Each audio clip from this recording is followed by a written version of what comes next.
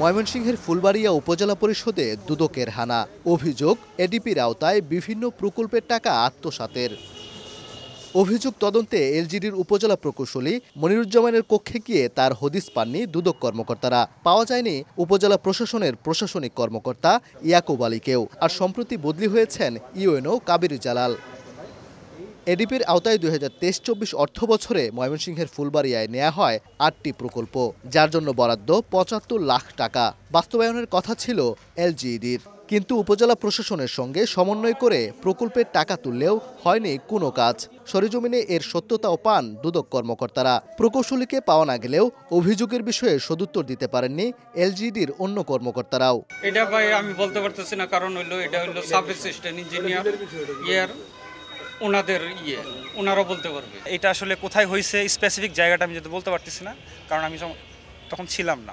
অনিয়মের এমন ঘটনায় হতবাক এলাকাবাসী। জড়িতদের বিচারের আওতায় আনার দাবি তাদের। একটা ঘর দেখলাম, শুধু রং করছে আর কিছু টিন টুন আছে, এটা খালি করে আগের ঘরই। এতে কথা এত লক্ষ লক্ষ টাকা দুর্নীতি, এগুলো তো কঠোর বিচার হওয়া দরকার আমি মনে করি। অভিযোগের সত্যতা মেলায় জড়িতদের বিরুদ্ধে ব্যবস্থা নেয়ার কথা জানিয়েছে দুদক। অভিযোগের আমরা সত্যতা পেয়েছি। দেখা গেছে যে কোনো জায়গায় প্রকল্পের কাজ না করেই টাকা উত্তোলন করে আত্মসাৎ করে ফেলছে।